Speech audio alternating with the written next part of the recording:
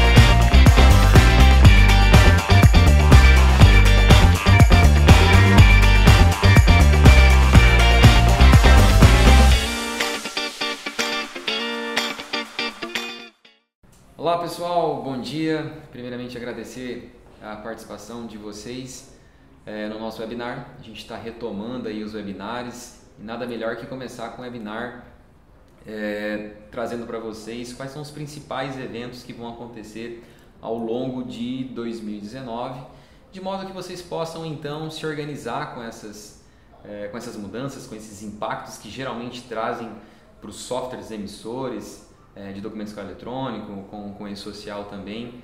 A gente tem aí um calendário para 2019. Então, nosso objetivo aqui é trazer, não todas, porque seriam muitas, mas as principais mudanças que vão acontecer em 2019 para vocês se preparar com antecedência, tá legal? Mais uma vez, reforçar a participação de vocês, agradecer também aqueles inscritos que mandaram as suas perguntas com antecedência. A gente vai aqui ao final do webinar, a gente vai responder essas perguntas que foram enviadas. Agradecer a vocês também por esse feedback aí, que ele é muito enriquecedor, ao modo que a dúvida de um pode ser de muitos. Legal? Comigo aqui, meu parceiro de longa data, o Augusto, que vai ajudar e vai trazer informações, enriquecer aqui essas informações. Olá pessoal, tudo bem? Bom, a gente vai começar então falando sobre as obrigatoriedades da NFCE. A NFCE que está aí há bastante tempo, né, Augusto? Continua avançando, continua avançando. Alguns estados estão começando, no caso de Minas Gerais, que a gente vai entender um pouquinho, outros já estão no final de calendário de obrigatoriedades, outros estão ali no meio, mas a gente vai falar então agora sobre as obrigatoriedades da NFCE, que vem se tornando e se tornou uma realidade em todos os estados brasileiros, inclusive Santa Catarina, que é o estado mais resistente quanto à NFCE. E já fala nessa possibilidade, né? Temos possibilidade lá e temos novidades nesse sentido. Legal? Bom, e para você que é a tua primeira participação aqui no webinar, para quem não me conhece, eu sou o Bruno, sou responsável aqui pelas operações da unidade de documentos de escala eletrônica da Tecnospeed, e o Augusto é o nosso consultor tributário que traduz aí essas regras, essas notas técnicas para a nossa equipe e facilita aí o entendimento de todas essas dificuldades e novidades que surgem a cada dia. E aí, só reforçando mais uma vez, o objetivo do nosso webinar é trazer as principais mudanças, os principais eventos que vão acontecer aí ao longo de 2019, de modo que vocês possam então se antecipar a essas mudanças, porque elas trazem impacto nos softwares emissores, né, Augusto? Parte do social também, que a gente tem aí o calendário de 2019 bem extenso também. Legal? Bom, vamos começar então. A gente vai falar agora inicialmente das obrigatoriedades da NFCE. A NFCE que está aí há um bom tempo já, diversos estados utilizando, alguns pioneiros, outros estão começando agora, outros já estão basicamente no seu final do calendário de obrigatoriedade. Então agora, nesses próximos slides, a gente vai entender como está a situação em alguns estados. É isso aí, Augusto? Exatamente. Bom, estados que têm aí então obrigatoriedades da NFCE para 2019 é o caso do Amapá, Bahia, Espírito Santo, Mato Grosso, finalmente Minas Gerais, já tem informações lá. Esse ano vai, né? Esse ano acho que tudo indica que vai acontecer lá, que era um dos grandes estados que ainda faltava se posicionar a respeito. Teve algumas informações, parece que o Minas Gerais vai ir para o SAT, igual São Paulo, como é que vai ficar? Mas a gente já tem novidades lá e a gente vai trazer aqui. Tocantins e Santa Catarina, que era o estado mais resistente quanto à NFCE. Parece que eles querem mudar também, né? Parece que eles já também agora deram uma abertura para aderir à NFCE. Mas tem algumas particularidades que a gente vai entender mais à frente, que cá entre nós essas particularidades não são muito animadoras, viu, Augusto? Mas a gente vai entender. Bom, falando do primeiro estado, no caso do Amapá, lá a gente tem um calendário de obrigatoriedade que leva em consideração a data de autorização dos ECFs, né?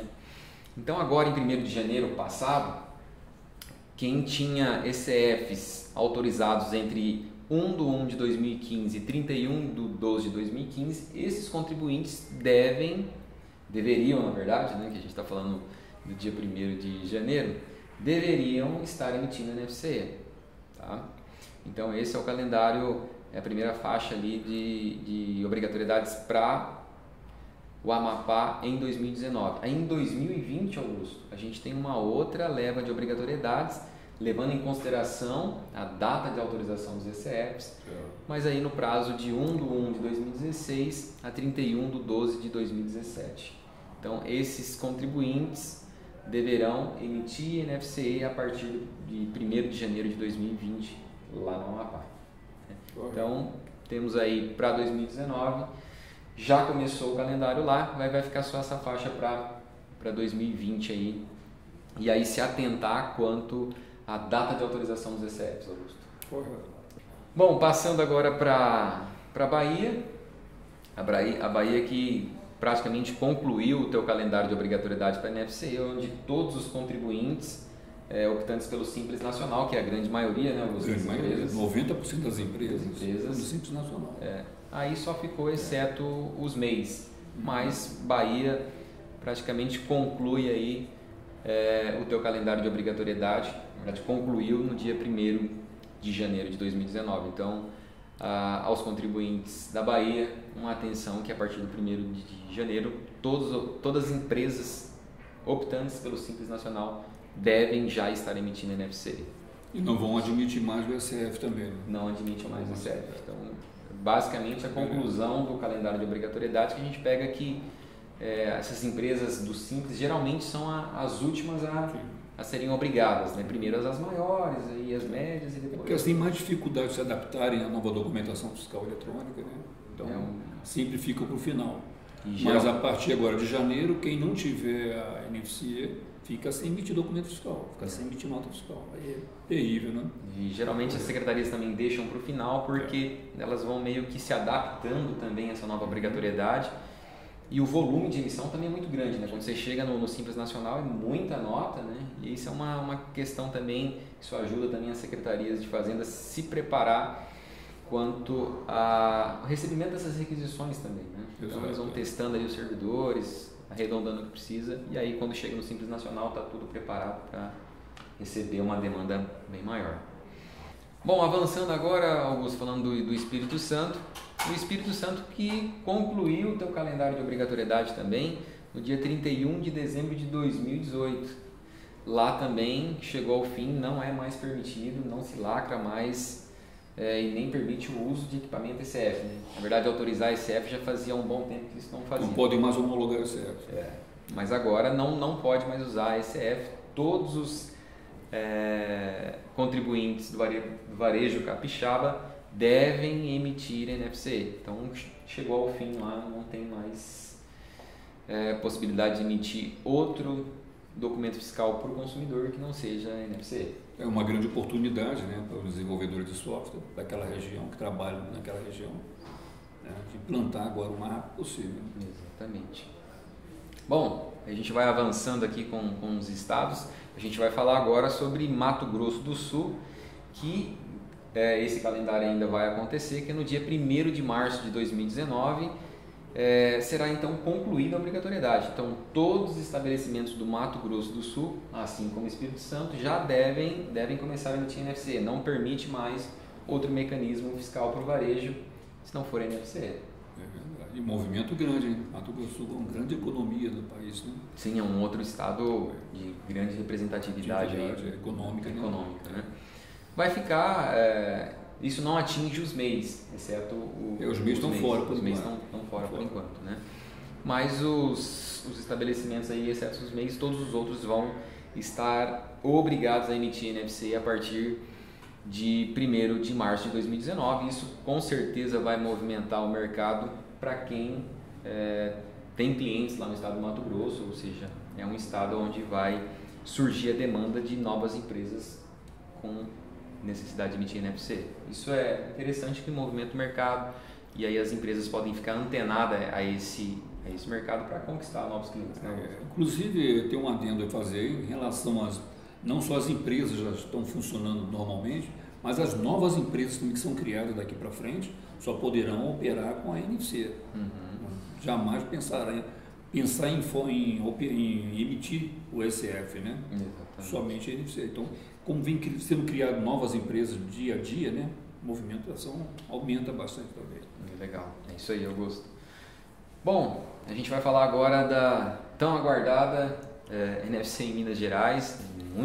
A gente tem aí há um ano mais ou menos que tem bastante dúvidas a respeito de Minas Gerais, vai, não vai, quando vai acontecer isso, mas o que aconteceu foi que em dezembro foi publicado então um decreto com um cronograma de adesão voluntária para a NFC em Minas Gerais. Por enquanto é voluntário. É voluntário. E não existe ainda um calendário de obrigatoriedade. E como está funcionando essa adesão voluntária, Augusto? Foram selecionadas algumas empresas participantes do projeto piloto a partir do dia 18 de dezembro. Então foi permitido que algumas empresas selecionadas começassem a emitir então a NFC em ambiente de produção, testar os servidores, né? Então algumas empresas selecionadas compõem esse projeto piloto aí em Minas Gerais. Cuja expectativa é muito grande, né, em relação a Minas Gerais, né? Tem bastante empresa aguardando isso aí, não só as empresas, né, que os contribuintes de fato, mas também os desenvolvedores, né? Então, uma ansiedade louca, né, em relação a isso. Exatamente. Com certeza vai acontecer em 2019 agora. Assim, há uma expectativa que o calendário de obrigatoriedade para Minas Gerais comece ali em junho, julho, né? Que é o tempo agora, nesse começo de ano, nesse primeiro semestre, digamos aí. O tempo necessário para a implantação. Isso, para dar aquela acertada, né? Então, até não tem muitas informações nesse decreto, mas essas datas aqui, participantes do projeto piloto a partir do dia 18 de dezembro, vão se admitir novos estabelecimentos a partir do 2 de janeiro, então a partir de 2 de janeiro de agora, eles estão admitindo novos estabelecimentos. Então, se o contribuinte tem interesse, ele pode entrar em contato com a Cefaz e já pode partir para isso. Aí ainda é algo que ele precisa verificar e a Cefaz autorizar, né, a entrada dele. Pode ser que nesse momento ainda não admita mais nenhum outro estabelecimento. Ou, abra-se lá uma quantidade de empresas e aí quando essas empresas supram essas vagas, né, aí eles podem bloquear e não admitir mais novos estabelecimentos. Mas aí o que acontece é que quem não entrar nessa leva agora de novos estabelecimentos vai ter que aguardar o cronograma lá. Até 4 de março, que é onde a Cefaz, pelo decreto, disse que vai aceitar todo e qualquer outro novo estabelecimento que tenha interesse em participar do projeto da adesão voluntária, melhor dizendo, né? Então, novos estabelecimentos vão ser possíveis a partir do 2 de janeiro, e aí fica a critério da Cefaz, e no decreto diz que então, a partir do dia 4 de março, qualquer estabelecimento vai poder consumir o ambiente de produção. Claro que isso vai ficar a critério de alguns cadastros por parte da Cefaz, mas aí quem tiver interesse, ele vai poder consumir o ambiente de produção.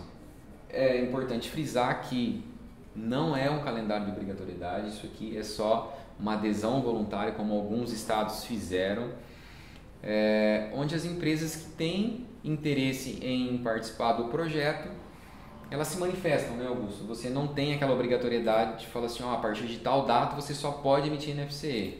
Então, nesse momento agora, você ainda pode falar, meu estabelecimento, eu vou, independente de faixa de faturamento, você pode então solicitar, manifestar seu interesse em consumir o ambiente de produção lá em Minas Gerais. O importante, Bruno, em relação a Minas Gerais, é que as coisas de fato estão acontecendo, né? Para que se saia esse ano de fato. Exatamente. Não está parada a coisa, né? Então, como você falou, talvez, em termos de obrigatoriedade, comece a partir do segundo semestre de 2019. É isso aí, é a expectativa. Está dentro, né? E também deixar claro para os contribuintes que ainda tinham dúvida em qual caminho a Secretaria de Fazenda de Minas ia seguir, usar um SAT ou qualquer outra... Isso já é um alento, né? Isso já é um alívio, ou seja, vai ser NFCE puramente, digamos, né? Não vai ter nenhum equipamento envolvido ou até mesmo conviver com outro documento. Lá vai ser... O ponto principal dessa notícia é que exatamente isso, que Minas Gerais vai adotar a NFCE de fato, e não vai ser um outro documento. Então agora os desenvolvedores que atendem o comércio mineiro, ele pode focar o esforço dele em NFCE, porque ficou claro que lá vai ser NFCE. Vingou realmente a NFCE. Exatamente. Legal? Beleza. Bom, vamos seguindo então. Agora a gente vai falar do Rio Grande do Sul, que em 1º de janeiro de 2019 começou com contribuintes com faturamento anual superior a 120 mil e inferior a 360 mil. Então, esses contribuintes nessa faixa de faturamento tiveram, ou seja, estão obrigados a emitir NFCE desde o dia 1º de janeiro. E em 1º de janeiro de 2020, aí basicamente conclui o calendário de obrigatoriedade lá no Rio Grande do Sul, que foi um dos estados pioneiros quanto à NFCE. Então, a partir de 1º de janeiro de 2020, todos os contribuintes gaúchos vão estar emitindo a NFCE, né? Então, agora, nessa faixa de faturamento 120, 360, 1º de janeiro de 2019, depois, independente da faixa de faturamento, todos os contribuintes a partir do dia 1º de janeiro de 2020. É um volume grande, hein? Então diversos estados já estão adotando agora para, vamos dizer assim, concluir, né, toda a implantação da NFCE. Exatamente, a gente percebe que, por exemplo, Minas Gerais está dando os primeiros passos com a NFCE. A gente viu o Espírito Santo, Bahia, né? Que empresa do Simples Nacional. Exatamente. Mato Grosso do Sul também. Que estão concluindo os calendários. Então, tem essa diferença. Uma expectativa muito grande, né? Exatamente. De negócio. Né? Mas a gente percebe que e aí em questão de 1, 2 anos, dependendo muito do estado quanto ao calendário de obrigatoriedade, mas em 1, 2 anos praticamente todos os estados vão estar obrigados a emitir NFCE, né, os contribuintes dos estados, e que a NFCE, a partir do momento de um projeto que ainda era dúvida, hoje a gente percebe que já se tornou uma realidade e tem avançado e em todos os estados. A gente vai falar sobre Santa Catarina, acho que no próximo no próximos slides aí, mas que é uma realidade em todo o país. Então, de um projeto ainda que gerava dúvidas no começo, a gente percebe que não há mais dúvida, né? É uma expectativa muito grande para 2019, né? Em relação ao NFC, de uma forma geral, né? E a gente, né, fala assim, mas a NFC está há tanto tempo aí já, alguns estados utilizando, mas a gente percebe que ainda tem bastante estado aí com algumas obrigatoriedades, e às vezes a gente não se atenta quanto a esses prazos, né? E a maioria dos estados estão pegando o público agora das empresas optando do Simples Nacional, que é o grande volume, né? Exatamente. Bom, a gente vai seguindo aqui, agora a gente vai falar do estado de Tocantins, onde a partir de 1º de janeiro de 2019 passado, contribuintes do regime tributário normal ou optantes do Simples Nacional com faturamento superior a 1 milhão estão obrigados também a emitir NFC desde o dia 1º de janeiro de 2019. E também agora em julho, né, em dia 1º de julho de 2019, os optantes do Simples Nacional com faturamento anual inferior a 1 milhão, aí é a hora desses contribuintes passarem a emitir a NFC também. Vamos pegar todos agora. Então a gente percebe que Tocantins também está chegando até o final. 2019 conclui toda a implantação. Conclui, né? Todos os contribuintes do Tocantins já estão emitindo a NFC. E agora vamos falar sobre Santa Catarina. Caso à parte, né? Caso à parte. Depois de tanto especulação, né, de Santa Catarina vai, não vai, muda, não muda, vai ser sempre o PAF, ECF, enfim, Santa Catarina sinalizou que há interesse em emitir NFC. É um grande, né? Esse é um grande passo, né? Um grande passo. Não tem nenhum calendário ainda, não se fala ainda de calendário, de qualquer possibilidade de obrigatoriedade ainda, mas há uma expectativa que ali em janeiro do ano que vem, em janeiro de 2020, comece então alguma coisa aí, algum projeto piloto, enfim, mas isso para 2020 é uma expectativa ali de Santa Catarina passar a utilizar a NFC como um mecanismo fiscal do varejo também. Essa é a parte boa da notícia. Exatamente. Agora a parte ruim é que eles querem envolver um equipamento. Continua ainda com essa ideia. Com essa ideia, semelhante aos estados do Ceará, né? Muito semelhante com o estado do Ceará, que passa por um integrador para você emitir lá ainda é SAT, NFC. E São Paulo também tem o SAT, né? E usa um hardware. Mas lá em Santa Catarina, eles consideram utilizar não só um equipamento para emissão da NFC, como também um aplicativo fiscal que muito parecido com o PAF. Então aí a gente tem duas situações. Além de ter um equipamento, ainda você tem um programa de aplicativo fiscal, que é o PAF. E então essa é a parte ruim da notícia, quanto a NFC em Santa Catarina. Quer dizer que, infelizmente, não é uma mudança plena, né?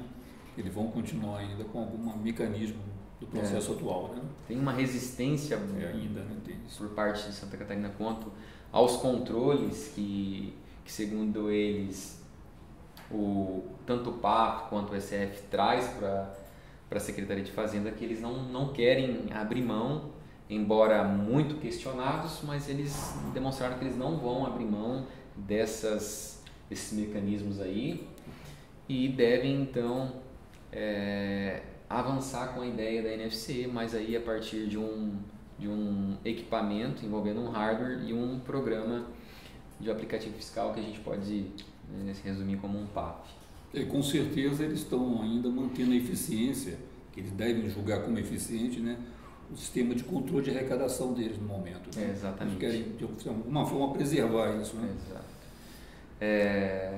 Então, assim, a gente tem aí essa notícia quanto a Santa Catarina, mas são bem poucas as informações, mas mas aos poucos eles vão mudando, né? Devem sair mais informação. Eu acho que se a partir de janeiro de 2020 já tem alguma coisa. Uma definição total. A partir do segundo semestre a gente já tenha mais detalhes, informações, né? mais detalhes. Mas fica aí, para quem atende Santa Catarina, vai existir NFCE, mas não puramente software, digamos assim. A gente vai ter aí um hardware envolvido e uma parte também de software, que seria algo muito parecido com o aplicativo fiscal. Essas informações a gente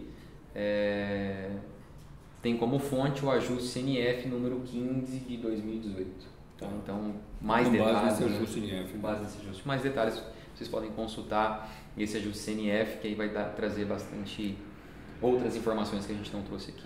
Tá legal?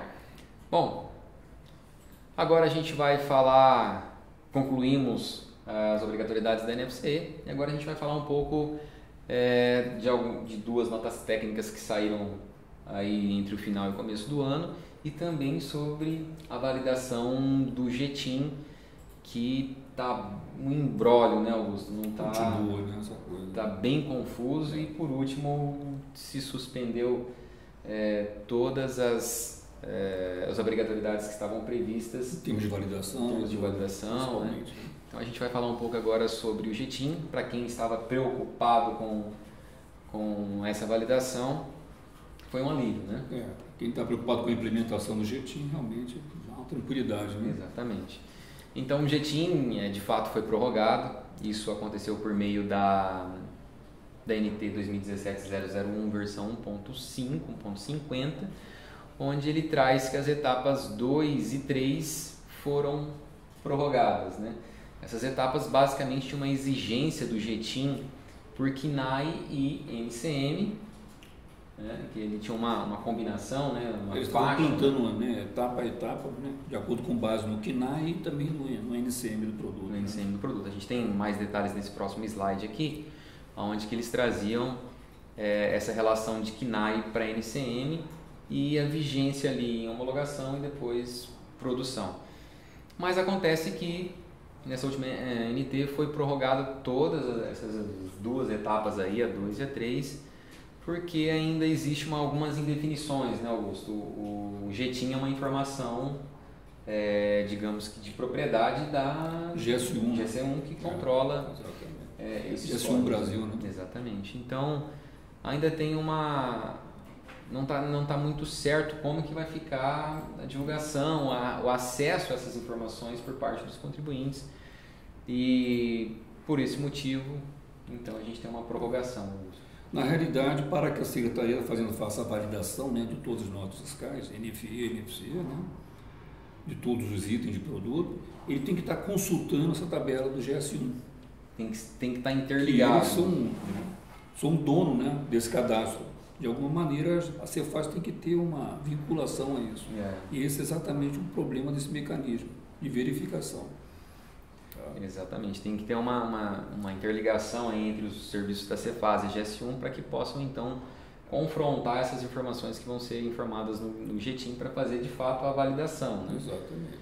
Até que é uma validação, digamos que um pouco mais apurada, enfim. Mas na indefinição quanto a esse tipo de compartilhamento de informação entre secretarias de Fazenda e a GS1, foi então prorrogado a obrigatoriedade do GTIM. Correto.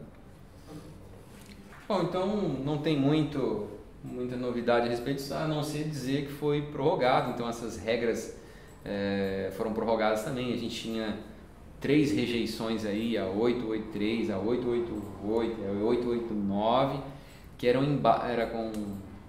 baseadas nas informações do GTIM. Então, como foi prorrogado, consequentemente, essas regras também foram prorrogadas. Correto. Bom, concluído a parte do GTIM, a gente vai falar agora sobre duas notas técnicas, a 2018-004, primeiramente, e depois a 2018-005. A 004 trata basicamente do cancelamento por substituição da NFCE, né? Mas o que vem a ser esse cancelamento por substituição? É muito comum, Augusto, em situações de instabilidade por parte do servidor da Secretaria de Fazenda ou por parte do emissor, você ficar com alguma pendência de retorno, né? Às vezes lá no ambiente normal você está emitindo, teve algum problema, não conseguiu resolver, partiu para a contingência, aquela primeira nota que você tinha emitido lá em ambiente normal, você não teve retorno, partiu para a contingência, porque a gente sabe que no varejo tem que ser muito ágil, não dá para você ficar com o cliente esperando ali no balcão, né, Augusto? No caixa, né? Exatamente, no check-out. Aí você entra em contingência, emite a mesma nota e aí, por tua surpresa, depois você tem uma duplicidade. Tem uma duplicidade de notas.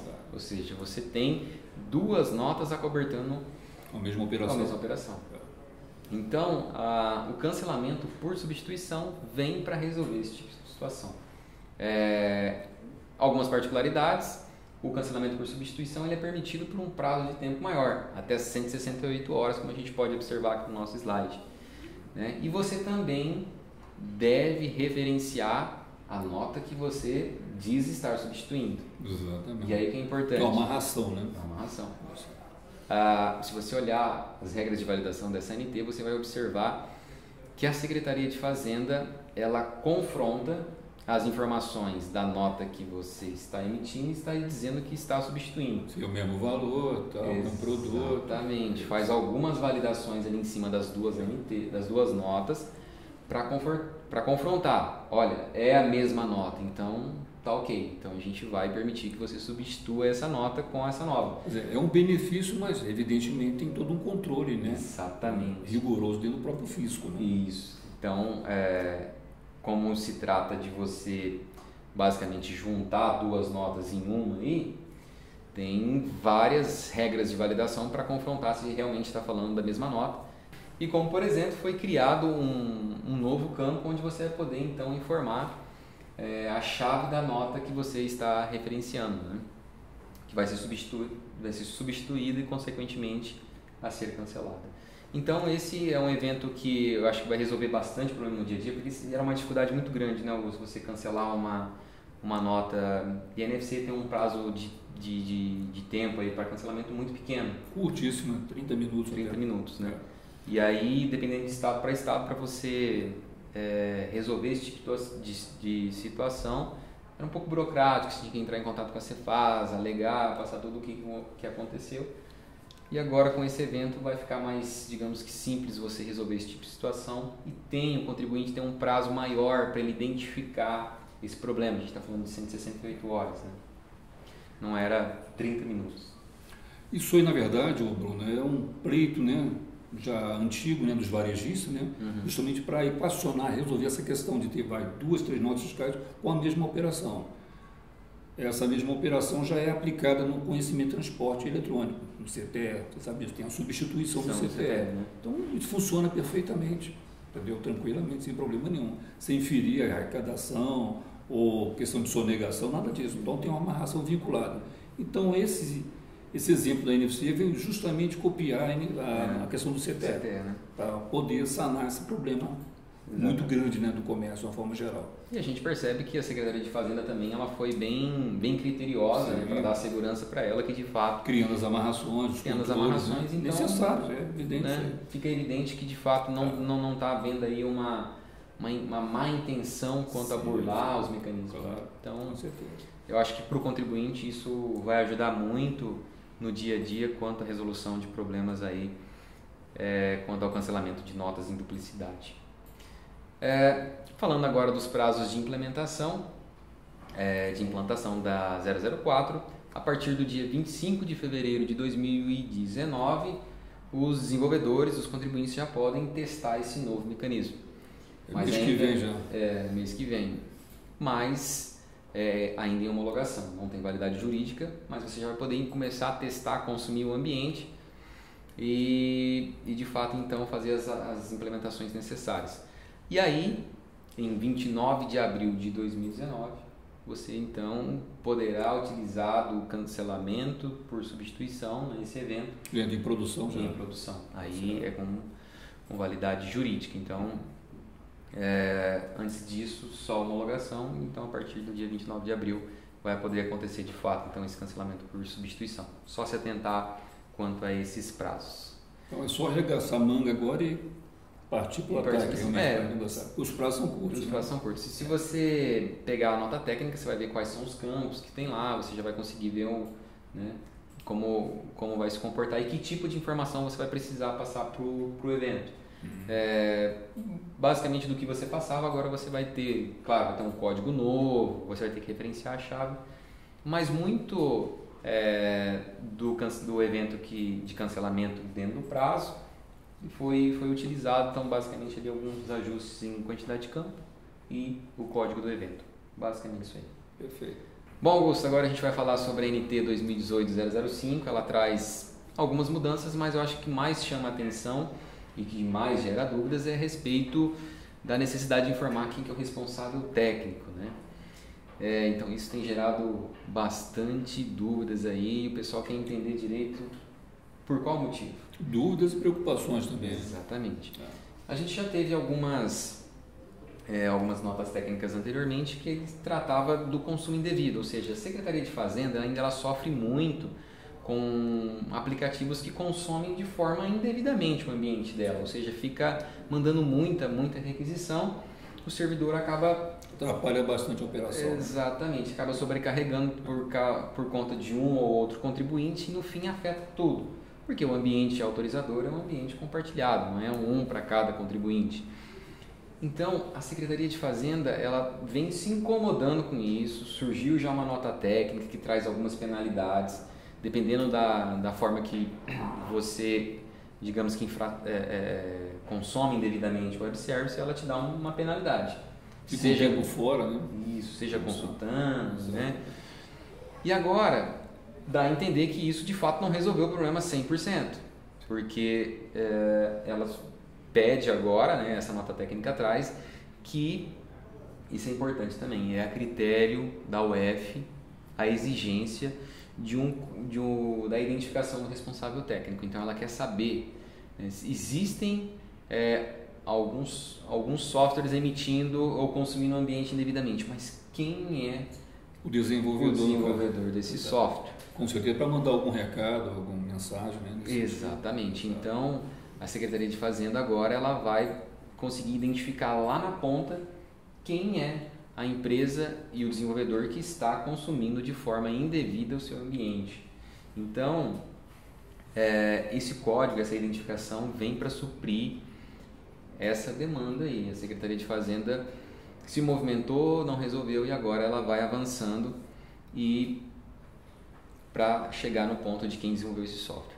Então, muita gente ficou um pouco preocupada, mas eu acho que a gente tem que olhar o meio copo cheio, digamos assim. Isso. Que agora, pessoal, vai começar a separar quem desenvolve software de qualidade daqueles que estão se aventurando no mercado. Ou seja, se você desenvolve seu software seguindo os padrões exigidos pela Secretaria de Fazenda, você está tranquilo. Basicamente, uma informação e isso vai te trazer um destaque, né? Um destaque positivo perante ao mercado. De modo que aqueles que consomem indevidamente, ou seja, que tem um software que não segue os padrões, que mal consegue fazer os cálculos ou se faz o cálculo correto, consome o ambiente, né? E a partir desse momento, conforme for identificando esses softwares que estão consumindo indevidamente, o ambiente tende a melhorar porque ele vai dessobrecarregar. Então, essa sobrecarga de consumo, ela deve e tende a diminuir a partir do momento que a Secretaria de Fazenda consegue ser mais efetiva no ponto da identificação. Não tenho dúvida. E com certeza também esses desenvolvedores de software, né, que não estejam cumprindo as regras, determinações da Cefaz, né, vão ter que se ajustar no mercado. Exatamente. Arrumar a casa, vamos dizer assim, né? Exatamente. Nesse momento é importante você ter um parceiro, né, que possa te instruir, né, se você usa um parceiro aí como a TecnoSpeed que possa te dar todo o apoio nesse momento aí. E se tiver algum ajuste se necessário, que se faça, né, antes de sofrer qualquer penalidade. É importante, a gente falou, mas é importante frisar novamente aqui que isso ele vai ser critério de cada UF. A tendência é que todas as UFs sigam esse caminho, mas... O problema é geral, né? Exatamente. A gente, né, tem no caso do Paraná que já exige esse cadastro, né? E ainda quem não exige o cadastro vai precisar implementar isso porque você vai precisar dar esse código de segurança do responsável técnico para que ele possa colocar ali junto às suas requisições, tá? Então o estado que ainda não tem deve desenvolver o portal nos próximos meses até a exigência dessa obrigatoriedade, claro que fica a critério da UF. E em relação ao prazo, Bruno, como é que fica isso aí? O prazo a gente vai ver mais adiante, mas ele segue basicamente o da 004. Começa agora em 25 de fevereiro e em homologação e produção 29 de abril. 29 de abril. Tá? Mas a gente falou que a nota técnica 005 ela não é só sobre o responsável técnico, ela traz mais coisas e a gente vai falar. O ponto crucial é o ponto crucial, acho que gerou mais dúvidas. Chamou mais atenção, né? Mais atenção.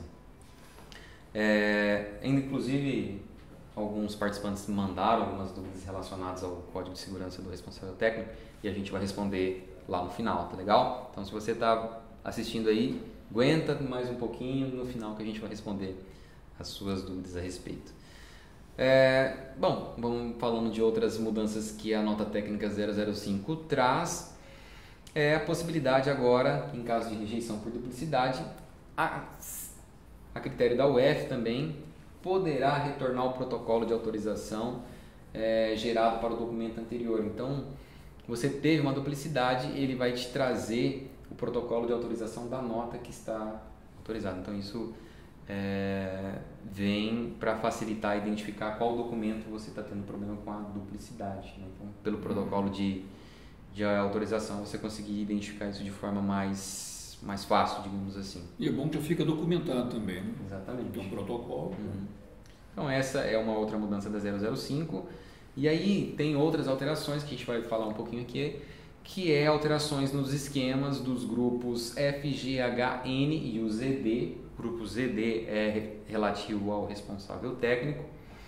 E a gente vai também falar sobre que foram criados novos campos de protocolo de recebimento da NFE, que basicamente vai retornar alguma mensagem de interesse da CEPAS do contribuinte. Bom, a gente vai falar agora sobre essas mudanças, mais especificamente agora sobre o grupo F, que traz novos campos para você complementar a informação, que é basicamente o endereço do local de retirada. Tá? Esses campos, como eles fazem parte de um complemento, digamos assim, eles são opcionais, não são obrigatórios. Então, tem novos campos que vai te permitir detalhar mais o local de retirada. O grupo G, ele é a mesma coisa, foram criados campos complementares, mas o grupo G trata do local de entrega. Então, basicamente, detalhar mais ou o local de retirada ou o local de entregas. Em ambos os casos, são campos opcionais, né? Então você não vai ter obrigatoriedade de informar esses campos. No bloco K, que é o bloco de medicamentos, foi atualizado para que possa ser informado agora, Augusto, o motivo da isenção da Anvisa, né, em campo separado do código do produto da Anvisa. Então você vai poder colocar ali o motivo dessa isenção no grupo K. Esse campo também ele é um campo opcional. Quer dizer, você vai estar informando ali o dispositivo legal que dá um amparo, né? Exato. A essa isenção da operação. Exato. O grupo F e o grupo G foram impactados somente na NFE, legal? Bom, e aí foram criados também alterado ali no grupo N, que traz novos campos para informar o fundo de combate à pobreza retido anteriormente. Então, se você informar esse campo, você vai ter a obrigatoriedade de informar novos campos. Esses campos foram criados. Tá? Então, você tem a possibilidade agora de informar o Fundo de Combate à Pobreza em casos que foram retidos anteriormente por substituição tributária. O imposto que foi pago antecipadamente, né, nas operações anteriores, você vai estar informando agora nesse momento da venda. Aí. Exatamente. E aí foi criado, né, no caso do responsável técnico, um grupo novo, que é o grupo ZD. Esse grupo ele impacta tanto a NFE quanto a NFCE, então tanto o emissor de NFE quanto a NFCE vai passar a ser obrigado a informar ali o código de segurança, e esse código ele vai ser exigido para os dois documentos. A gente volta a frisar que isso fica a critério da UF, né? E aí alguns portais vão precisar ser criados para para sistematizar essa nova obrigatoriedade aí. Tá? E toda essa informação que você falou ainda há pouco, isso aí vem dentro do próprio XML, essa informação. Exato. E lá no DANF vai aparecer informações adicionais, no caso. Né? Exatamente. A gente vai ver no DANF que foi quando você passa ali a detalhar os campos de retirada e de entrega, e se informado, esse grupo ele vai trazer agora lá no DANF. Vai ficar, a gente vai trazer ali depois. E foram criados também novos campos de protocolo de recebimento da NFE. São basicamente 2 campos, que é um código e uma mensagem que, a critério da UF, ela vai retornar para o contribuinte. Não se sabe muito bem que tipo de informação é essa, mas pode trazer para o contribuinte alguma informação relevante quanto ao estabelecimento dele. Né? Então, esses campos foram criados basicamente para devolver uma mensagem. Isso é interessante, né? Você emite um documento, a Secretaria de Fazenda pode te devolver um alerta. Né? Então, isso é uma forma de comunicação mais eficiente e mais rápida. Você emitiu o documento e já tem uma mensagem ali. Isso é interessante. Aqui a gente fala das alterações do DANF, que ali vai no local de retirada, ali, quando informado, ele vai passar a trazer esse quadro aí que trata-se das informações de entrega e retirada. E, para finalizar a conta 005, ela segue basicamente as mesmas datas da 004 de implementação, 25 de fevereiro para homologação e 29 de abril passa já a ser exigido em produção, conforme a obrigatoriedade de cada UF. Legal, Augusto? Acho que a gente finaliza aqui a 005, a gente vai falar agora sobre o SPED, né, que tem aí uma mudança, novidades fiscal, né? Do bloco B, que traz aí uma mudança no guia prático do SPED fiscal. Qual é o impacto que isso aí tem no dia a dia? A grande novidade, né, em relação ao SPED fiscal, né, o SPED FD e CMS-PI, é exatamente o bloco B, entendeu, Bruno? Ele trouxe a inclusão também do ISS para dentro desse bloco, que antes tinha informação do ICMS e IPI só. E agora vai ter o ISS. Que é o Imposto sobre Serviço. Exatamente. E foi divulgado amplamente, né, que ele entraria em vigor agora em janeiro de 2019. Então foi uma correria geral. Todo mundo, como é que eu vou fazer tal? São todas prefeituras, são todas UF e tal.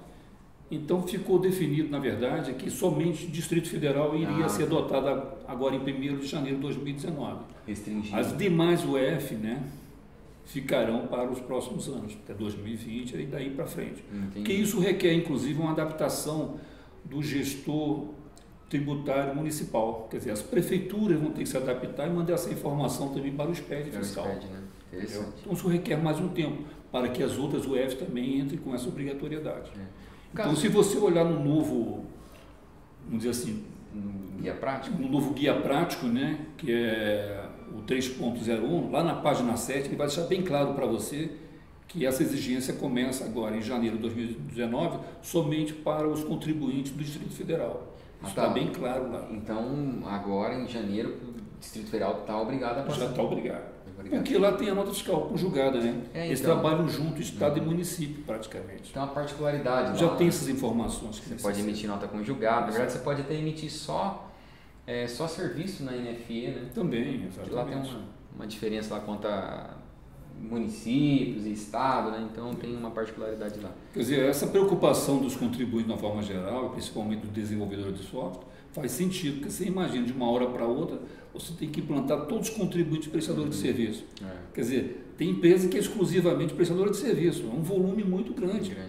Para você de uma hora para outra colocar isso dentro do SPED, ficaria uma loucura. Então, fiquem tranquilo que é somente o Distrito Federal que tem essa incumbência, essa responsabilidade e exigência também em colocar o SPED fiscal, a parte do ISS que entra lá dentro. Okay? Só não vai estar tranquilo quem é contribuinte do Distrito Federal que vai precisar passar essa informação. Já tem essa obrigatoriedade. Do SPED, no guia prático do SPED. Isso aí. Mas legal. Bom. Tem uma novidade no SPED, a gente está falando do bloco B. Bom, agora a gente vai falar sobre a obrigatoriedade do E-Social. E aí, aqui a gente vai basicamente detalhar o que vai acontecer nos próximos meses aí, em 2019. Mas se você ainda tem dúvida, porque a gente começa agora com as empresas do Simples, né? Vai ter calendário esse ano.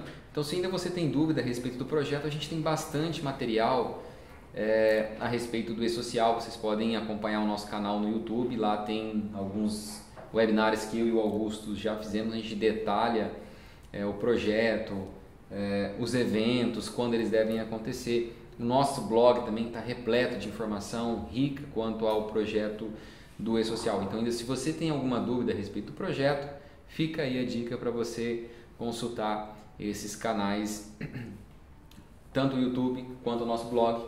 Se você for visitar o YouTube, já aproveita e se inscreve lá, que sempre que a gente surgir e postar um vídeo novo, você vai ser notificado. Tá legal? Bom, vamos falar aqui então, Augusto, do calendário de obrigatoriedade do E-Social, que 2019 promete, hein? A gente basicamente vai chegar aí ao final da obrigatoriedade para as grandes empresas e agora começa para as empresas eventos periódicos, né? Que eu acho que é o que mais impacta aí. E em 2019 também entra também a obrigatoriedade, você está informando também, vamos dizer assim, o cara que contrata realmente funcionários, né, são as empresas, o próprio contribuinte, né, que são as empresas optando do Simples Nacional, que entram agora em janeiro de 2019, que é o grande volume das empresas. As maiores empresas do Brasil são as Simples Nacional, que entra com essa obrigatoriedade agora. Legal. Bom, vamos falando aqui ainda do grupo 1 das grandes empresas. A gente tem 2 obrigatoriedades agora em 2019 para essas empresas com faturamento superior a 78 milhões. Essas empresas são consideradas grandes empresas pelo calendário de obrigatoriedade do E-Social. Que praticamente já implantaram quase 100%, né? Essas empresas detalhes, que são agora em fevereiro. O primeiro grupo, né? Que foram eles quem desbravaram o E-Social aí. Os primeiros sofredores. Né? Exatamente. Isso aí pegou tudo muito novo ainda, né? Então a gente tem muito que aprender com essas empresas que já passaram por aí e sem dúvida pode nos ajudar com as próximas etapas. Mas essas empresas que tem as grandes empresas, agora em fevereiro ela tem a substituição da GRF e da GRRF para o recolhimento da FGTS, Augusto. Exatamente. Então substitui essas duas guias. Quer dizer, essas duas obrigações acessórias, né? assim, já ficam implementadas dentro do próprio SPED fiscal. Desculpe, do SPED não, do E-Social. Exatamente. Tá? Então passa a fazer parte da obrigação acessória do E-Social. Que é uma das grandes premissas do E-Social, que é juntar, né, Augusto, facilitar o cumprimento dessas obrigações acessórias. Né? Você tem uma ideia, o E-Social ele contempla 15 obrigações acessórias que eram feitas separadamente. Né? Essa era uma das grandes premissas do projeto, então está de fato aí unificar toda essa informação em uma só, centralizar e facilitar, né? Legal, então a gente tem a substituição dessas 2 obrigações agora em fevereiro, e aí em julho nós temos os dados do SST, que é da Saúde e Segurança do Trabalhador. Então vai ter que começar a passar essas informações também. Isso para as grandes empresas, vão precisar passar aí os eventos relacionados à saúde e segurança do trabalhador. Então, que é uma parte crucial, né? É onde você vai ter que informar em termos de aposentadoria especiais que você tem. Exato. Se alguém trabalha dentro de insalubridade, periculosidade também, é justamente nesse evento que você vai estar informando esses detalhes. Exatamente.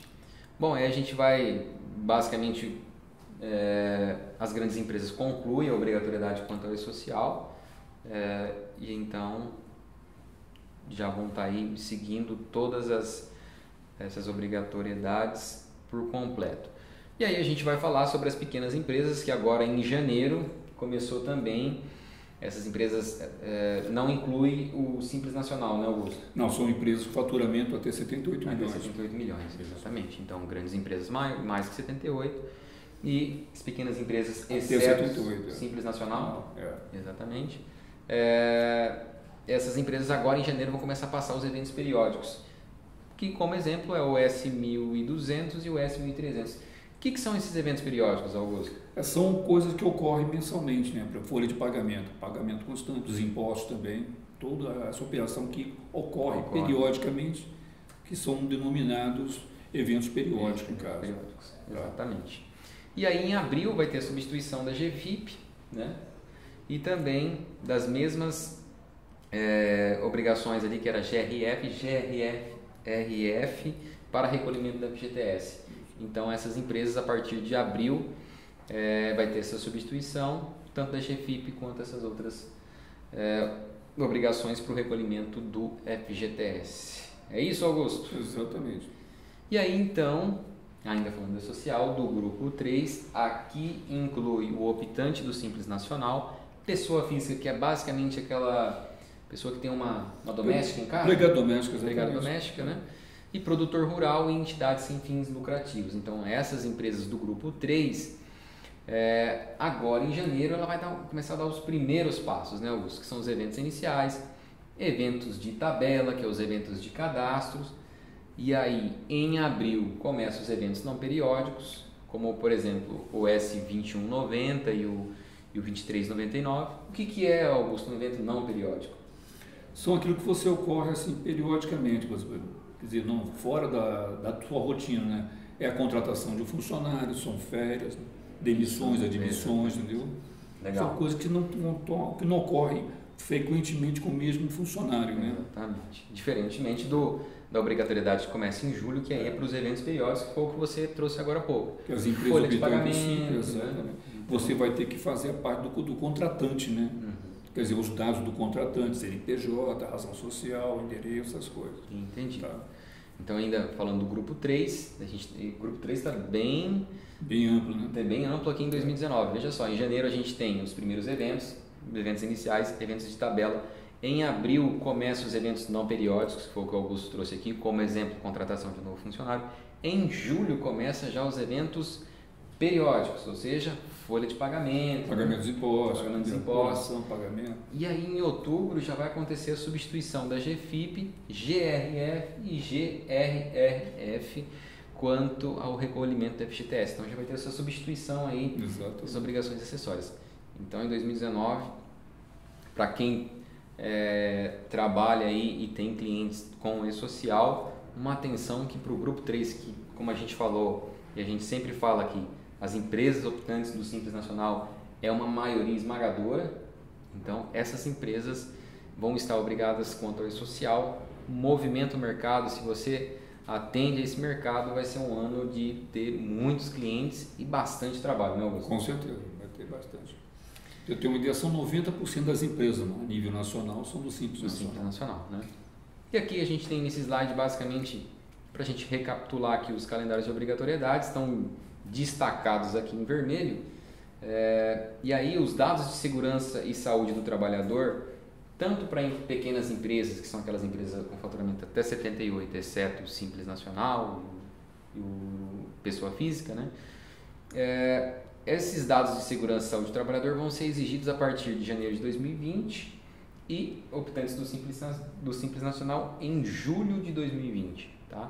Então aqui a gente tem o calendário aqui destacado quanto a essas obrigatoriedades. Mas o E-Social avança e basicamente também conclui as obrigatoriedades, vai ficar aí órgãos públicos, né, para 2020, mas se tratando de empresas contribuintes, vai ficar somente os dados de saúde e segurança do trabalho para 2020, do mais vão estar todo mundo aí com o E-Social.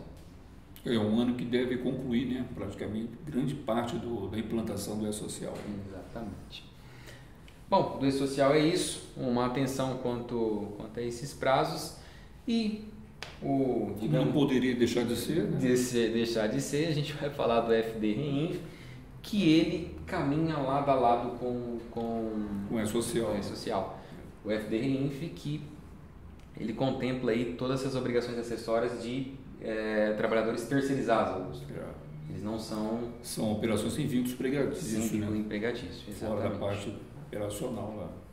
Então, no grupo 2, a gente tem empresas com faturamento abaixo de 78 milhões, tem obrigatoriedade agora em janeiro quanto ao FD-REINF. E aí, em julho, são para as empresas do Simples Nacional, pessoa física, produtor rural, entidades sem fins lucrativos. Então, a gente tem 2 obrigatoriedades aí, em janeiro e julho, para o FD-REINF. Uma atenção, porque eles caminham lado a lado, né?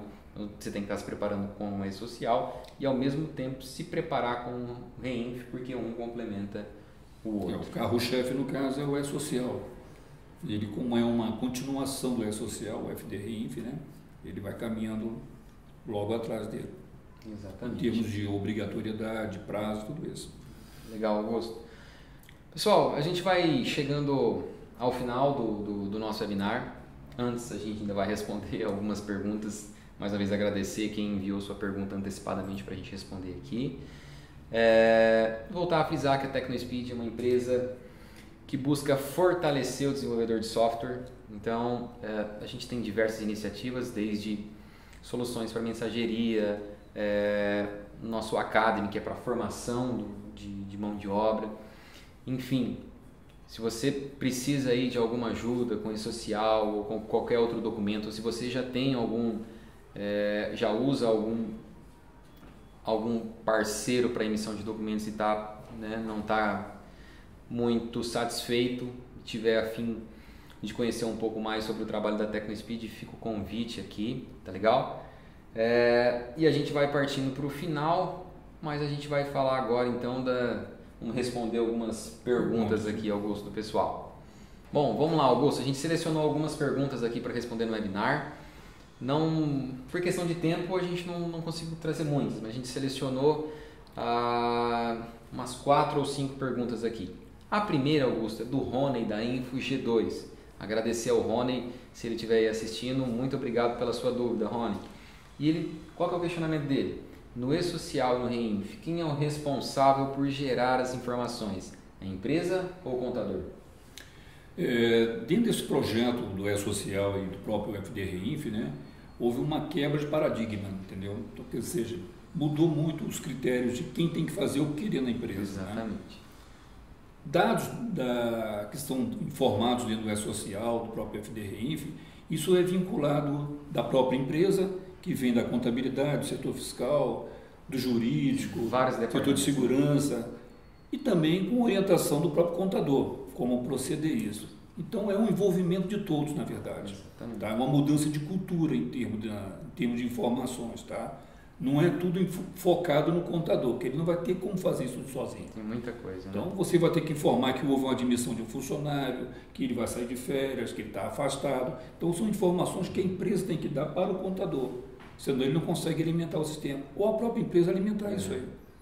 Em geral, a própria empresa alimenta. Olha, o Bruno, por exemplo, está saindo de férias mês que vem. Ele vai estar colocando esse evento ali dentro. Entendeu? Para que o contador faça essa informação e transmita isso para o E-Social, para o FD REINF, da forma geral.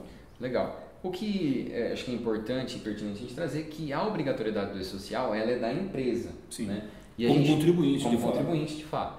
A gente trouxe, acho que nos primeiros webinários que a gente falou sobre o E-Social, que era realmente essa quebra de paradigma, a necessidade de ter uma comunicação muito boa entre os departamentos, porque o E-Social ele agrupa muita informação e essas informações, ora está no departamento, ora está no outro departamento. Né? Tá. Agora ainda falando aqui dessa necessidade, a obrigatoriedade é do contribuinte e aí fica um pouco a critério também. Se você terceirizar com o teu contador, como você bem apontou, existe a necessidade de você passar para ele, continuar ali informando o que está acontecendo. Agora, se você também quiser trazer para dentro da empresa a necessidade de você fazer o E-Social, eu acho que aí fica um critério do contribuinte.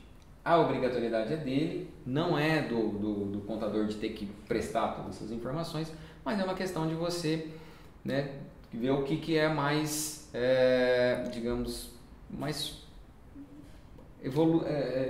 você tem que ver uma definição do que é melhor em termos de operações, né? Exatamente, isso. Tem que definir processos, né, dentro da sua própria empresa, né? Você tem uma ideia, quando você admite um funcionário dentro do E-Social, você tem que formar um dia antes. Quer dizer, o contador não está sabendo disso. Exatamente. Se ele estiver fora da empresa, entendeu? Se ele estiver dentro da empresa, não, vamos admitir um funcionário aqui, passa um dia dados, e comunica isso. Registra o evento. O afastamento tem que ser feito imediato, ou no máximo até o dia seguinte. Mas, falando da resposta aqui, isso fica a critério da empresa. Ou faz dentro de casa, ou terceiriza com um contador ou com uma outra empresa que faça essa parte do e-social, mas o que é importante que tem que a empresa em si precisa passar essas informações, porque é muito do dia a dia, como você falou, de vou contratar um funcionário. Então, um dia antes, essas informações já têm que estar lá no social. Bom, Augusto, concluindo aqui a resposta então para o Rony, independente de você terceirizar a entrega no social, você precisa continuar informando. Dando informação. E se não fizer informação, vai ficar furado a informação do e-social, tá? Legal. Vamos partir para a próxima pergunta aqui, que essa vem do Wilson Roberto, da Kuritsa Software. Agradecer aí ao Wilson com o envio da tua pergunta. E a pergunta dele é a seguinte, Augusto, sobre o responsável técnico, como será esse processo? Somente empresas registradas como desenvolvedoras de software poderão se cadastrar? Empresas registradas como comércio de software também conseguirão? A gente falou do principal motivo do responsável técnico, que a Cefaz quer identificar de fato quem é o transmissor daquela requisição, ou seja, quem está consumindo de forma indevidamente o teu ambiente, ou seja, ele vai conseguir identificar essa empresa, esse software emissor lá na ponta. Agora, quem vai poder se cadastrar, isso é uma informação interessante. Por exemplo, se você pegar no SAT em São Paulo, você precisa ter o KNAI da divisão 62 associado ao seu CNPJ para que você possa, de fato, então conseguir o cadastro como emissor do SAT. Isso aqui ainda não está bem claro como vai acontecer, né? Mas se for uma empresa como comércio de software, ela também poderá se cadastrar, mas aí vai depender do critério da UF. Se seguir o padrão de São Paulo, talvez você tenha aí o impacto de colocar mais um KNAI associado ao seu CNPJ, Augusto. Seria um KNAI secundário, né? Além do principal que você tem, evidentemente, da atividade que você cumpre legalmente. Você pode criar um KNAI secundário. Exatamente. Como uma prestadora de serviço, como desenvolvedor de software, algo nesse sentido. Exatamente. Pode fazer.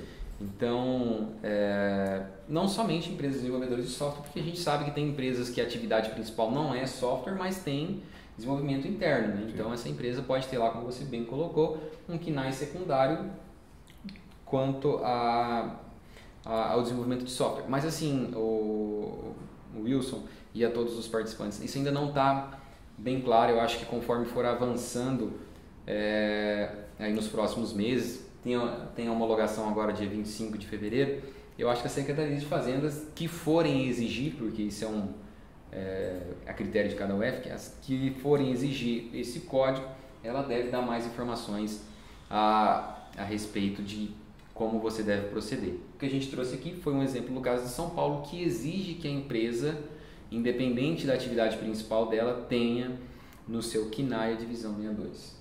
Quer dizer, esses critérios, esses procedimentos vão ser definidos por cada UF, né? Exatamente. Na forma de implementação desse processo. Isso aí.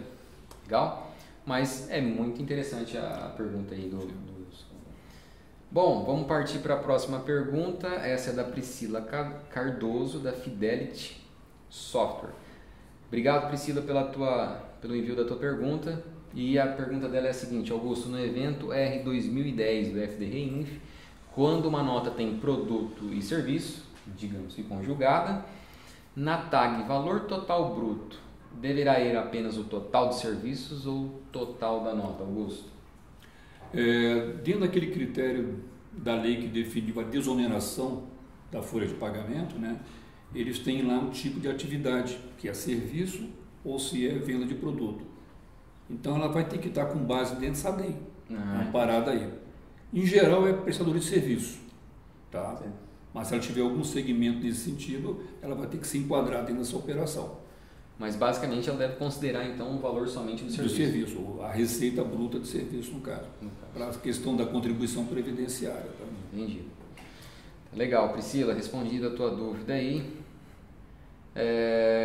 Mais uma dúvida aqui, Augusto. Essa vem do Rogério, da RF Informática, que também tem dúvidas aí quanto ao código do responsável técnico, né? E aí ele pergunta qual que é o real motivo.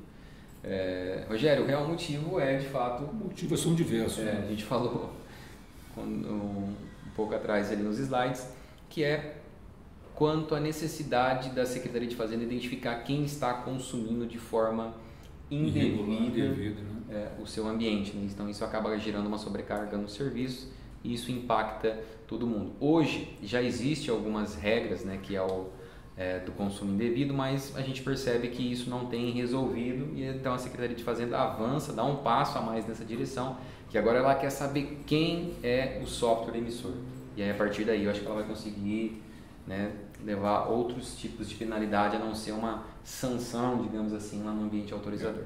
Além desse caso também, Bruno, a Cefaz também está preocupada em alguns desenvolvedores de software que prestam serviço, né, de forma irregular. Exatamente. Entendeu? Então, se houver um problema de ilícito dentro do mercado, evidentemente que a Secretaria da Fazenda vai chamar não só o contribuinte, mas também o desenvolvedor de software.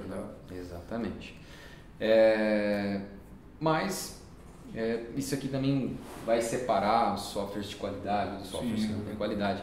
Então a gente precisa haver uma peneirada muito boa nesse mercado, uma seleção boa nisso aí. Olhar para isso aqui como meio copo cheio. Exatamente. Legal? Pessoal, a gente respondeu algumas dúvidas aqui. Não deu para responder todas porque o nosso tempo é curto, mas a gente agradece a todos aqueles que enviaram as suas dúvidas. O chat também esteve aí aberto durante a apresentação. Creio que algumas dúvidas foram encaminhadas para a nossa equipe aí também, tá legal? E se a gente não conseguir responder tudo aqui, a gente pode depois responder tanto por e-mail depois também, né? E quando a gente mandar a gravação ali no post que a gente vai colocar no nosso blog com a gravação, a gente pode colocar as perguntas que foram mais comuns. Tá legal? Pessoal, gostaria de mais uma vez agradecer a participação de vocês. Esperamos que a gente tenha levado informações relevantes para o teu negócio, para que você possa se antecipar quanto a essas mudanças. Tá legal? A gente vê que 2019 tem desde obrigatoriedades para NFCE, o E-Social que está muito forte, o REINF também. Tem algumas mudanças no NFE, no NFCE, como a gente falou bastante aqui, e que tem gerado muita dúvida quanto ao responsável técnico. E é isso, Augusto. A gente trouxe as principais, não deu para trazer tudo, mas espero que essas aqui, acho que era que traziam mais impacto. Então começamos o ano 2019, né, com uma gama muito grande de informações, né, e de exigências, né, de obrigatoriedade que o fisco vem empenhando aí no decorrer do ano. Isso é só o início, né, vamos dizer assim. Exatamente. Tá bom? Estamos em janeiro, isso aqui é basicamente as mudanças que já estavam previstas ali em dezembro, mas... Na mudança, na virada do ano, né? Vai te dar essa direção. Pessoal, mais uma vez, muito obrigado e a gente se vê no nosso próximo webinar. Eu quero agradecer também a atenção de todos e aguardar até o próximo webinar. Um abraço, muito obrigado.